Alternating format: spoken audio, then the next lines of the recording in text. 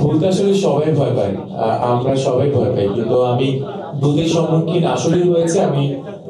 আমি রিয়েলি একজনকে গাড়িতে উঠিয়েছিলাম যাকে জিনে ধরেছিল, এবং তাকে আমাকে ফেস করতে হয়েছিল whole night.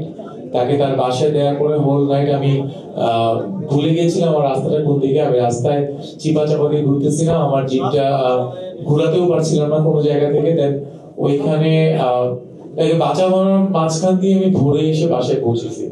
So everything is possible in this world. কিন্তু আমি জিনটার খোলস দেখছি, জিনটা দেখতে কেমন হয়।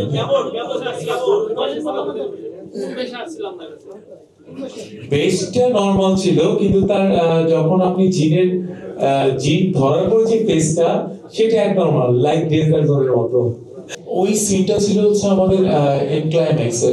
আমাদের এই সিনটা শুট করেছিলাম আমরা ন্যাশনাল পার্কের দিকে। সো ওই দিনটাতে আমাদের হিউজ অ্যারেঞ্জমেন্ট ছিল। লাইক একটা একটা সিন করতে আমাদের পার হেড 15 লাখ টাকার মতো শুধু অ্যারেঞ্জমেন্ট খরচ হয়েছিল, মানে যাওয়া আসা ছাড়া। আমি যখন আমাদের 4-5টা রিক ইউজ হয়েছিল। সো যখন প্লেনে উঠিয়েছিল, অনেক যেহেতু হরর মুভি, সো আমাদেরকে অনেক টার্নওভার করতে হয়েছে অনেক জায়গাতে। ওই শটটা আসলে আমার ডিরেক্টর আমাকে দিতে নিষেধ করেছিল যে দরকার নাই, এই শটটা রিস্কি হয়ে যায়। কিন্তু আমার কাছে মনে হয়েছে ওই জায়গাটা আমি দাঁড়ালে যেটা মনে হবে, সেই ফিলটা আসলে ডামিতে সুন্দর লাগবে না। তো আমি যখন দিই, সুন্দর চলছিল, হঠাৎ করেই একটা টান লেগে রিক দুটো ছিঁড়ে পড়ে গেছিলাম, মানে লাইক 2 তলা থেকে। তো পরে যখন পড়ি, আমার ব্যাকে অনেক বেশি পেইন হয়, এবং আমি কাইন্ড অফ সেন্সলেস, আমি একদম নিস্তব্ধ হয়েছিলাম 2-3 ঘন্টা। একদম মানে কথা বলার শক্তি ছিল না আমার। তো আস্তে আস্তে অ্যাডজাস্ট হই, পরের দিন আবার সেম শর্টটাই দিতে যাই, কারণ সবাই বলেছিল হবে না, কিন্তু আমার কাছে মনে হচ্ছে তখন জিভ চেক করেছিল, কারণ আমি একটু ডেসপারেট টাইপ। সো ওই শটটাই এত সুন্দর হয়েছে যে যখন অডিয়েন্স দেখবে, তখন তাদের মন ভরে যাবে যে বাংলাদেশে এরকম একটা শট হয়েছে।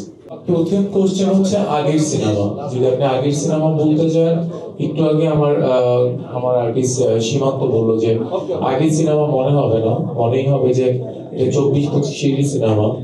সো এই বিষয়ে আপনারা আসলেই দেখার পর আপনাদের এই আগের সিনেমার যে আপডেট মডেলটা, যে 25-এ আমার ডিরেক্টর বানিয়ে ফেলেছেন, তো সেটা ফিল হবে। আর এই সময়টা আসলে অতটা ভালো না, মানে আমিও জানি আমাদের পলিটিক্যাল প্রবলেম চলছে, আমাদের দেশে অনেক ধরনের প্রবলেম শেষ হলো, আবার শুরু হচ্ছে, আবার চলছে। সেই ক্ষেত্রে আমি আমার ডিরেক্টরকে, আমার প্রডিউসারকে বলেছিলাম, এটা অস্বীকার করবো না যে সময়টাকে আসলে যাচ্ছে কিনা প্রপার ওয়েতে। একটা কথা কি, যে ডিরেক্টর 5 বছর ধরে সিনেমাটা নিয়ে লালন করছে, সে ঘরের মধ্যে নিয়ে বসে আছে। একটা ডিরেক্টর তখনই পূর্ণতা পায় যখন তার সিনেমাটা হলে আসে আর অডিয়েন্সের মাধ্যমে সিনেমাটা সফল হয়। তারও আসলে ভিতরটা কাঁপতেছিল, কবে আমি আমার বড় পর্দায় আমার মুভিটা দেখবো। এবং তার বিশ্বাস যে ছবিটা এই সময়েও ভালো যাবে। সো আমি তাকে বোঝানোর পর সে যখন বললো ভাই পারবো, আসে, আমার কাছে মনে হলো ঠিক আছে, চলেন যাই।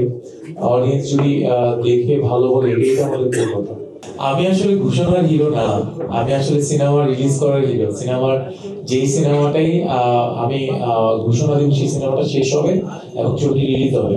তো ঘোষণার হিরো যদি হতাম, তাহলে এই 12 মাসে আমি 15টা সিনেমা ঘোষণা দিতে পারতাম, আর 15টা সিনেমা আমি 30 লাখ টাকা সাইন পেতে পারতাম।